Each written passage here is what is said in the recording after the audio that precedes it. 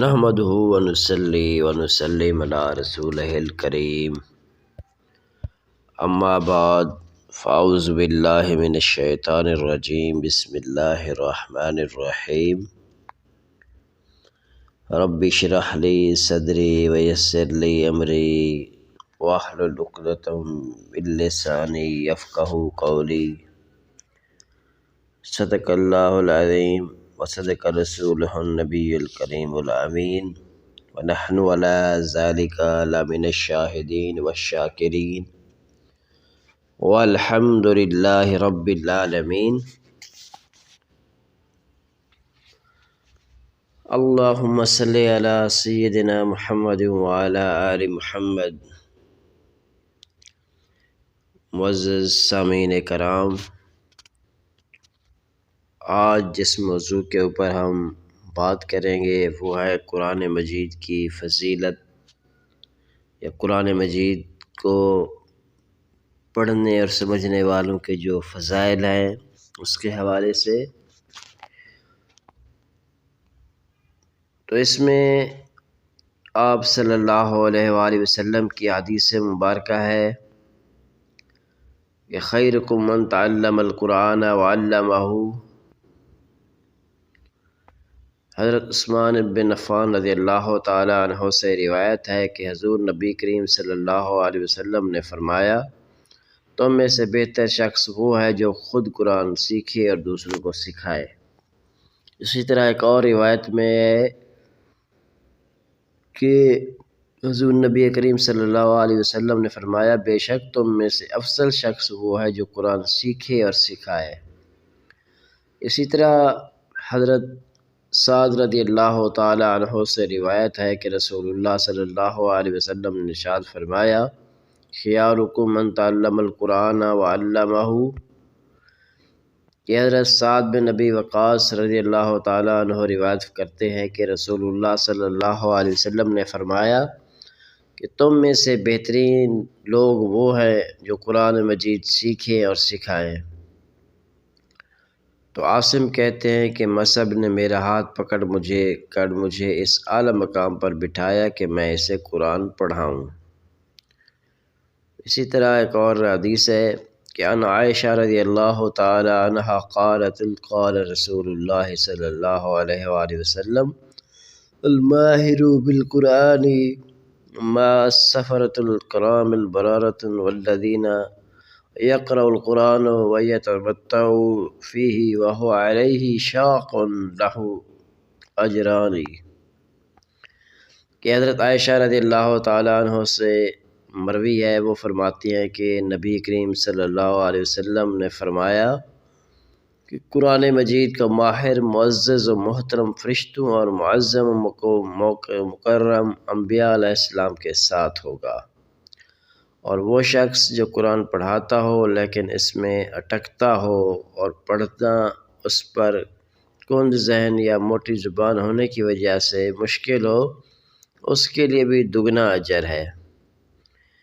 ایک دوسری روایت میں ہے کہ وہ شخص جو قرآن پڑھاتا ہے حالانکہ یہ پڑھنا اس کے لیے سخت مشکل ہو، اس کے لیے 2 اجر ہیں۔ اسی طرح آپ صلی اللہ علیہ وسلم کی ایک اور حدیث مبارکہ ہے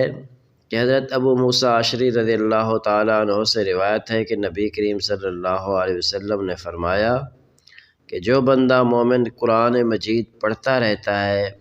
اس کی مثال مالٹے کی طرح، یعنی عرب کا ایک لذیذ پھل کی سی ہے جس کی خوشبو بھی اچھی اور مزہ بھی خوب اور پاکیزہ ہوتا ہے، اور وہ بندہ مومن جو قرآن نہیں پڑھتا اس کی مثال خشک کھجور کی سی ہے جس میں خوشبو تو نہیں ہوتی البتہ ذائقہ شیریں ہوتا ہے، اور وہ منافق جو قرآن مجید پڑھتا ہے اس کی مثال ریحانہ یعنی گلاب کے پھول کی سی ہے کہ اس کی خوشبو اچھی اور ذائقہ کڑوا ہوتا ہے، اور اس منافق کی مثال جو قرآن پاک کی تلاوت نہیں کرتا حنظلہ یعنی طمع کی سی ہے کہ اس میں خوشبو بالکل نہیں ہوتی اور ذائقہ بھی کڑوا ہوتا ہے۔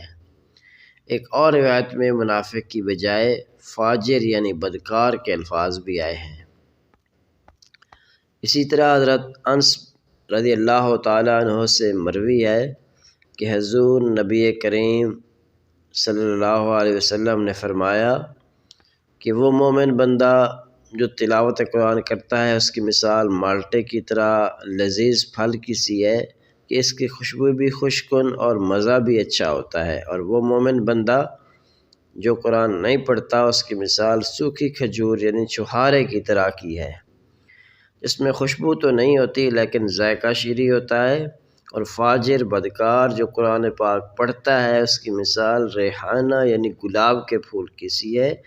کہ اس کی خوشبو اچھی اور ذائقہ کڑوا ہوتا ہے۔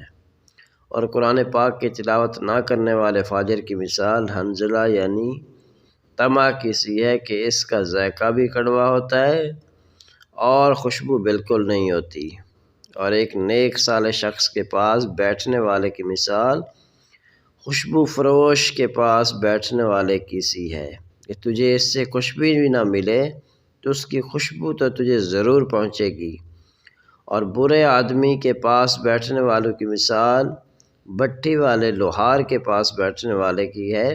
کہ اگر اس کی کالک تجھے نہ بھی پہنچے تو کم از کم اس کا دھواں تو تیرے ناک میں ضرور داخل ہوگا۔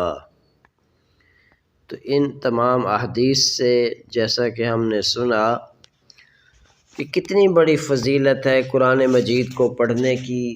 اور قرآن کے نہ پڑھنے کی کتنی بڑی بڑی وعیدیں اللہ نے اور آپ کے اللہ کے نبی کریم شافی منشور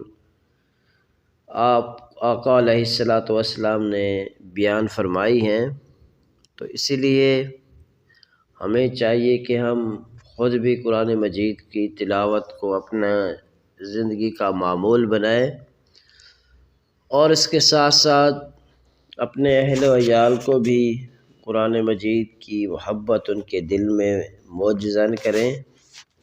تو اللہ تعالیٰ سے دعا ہے جو کچھ سنا سنایا ہمیں اس پر عمل کرنے کی توفیق عطا فرمائے۔ وما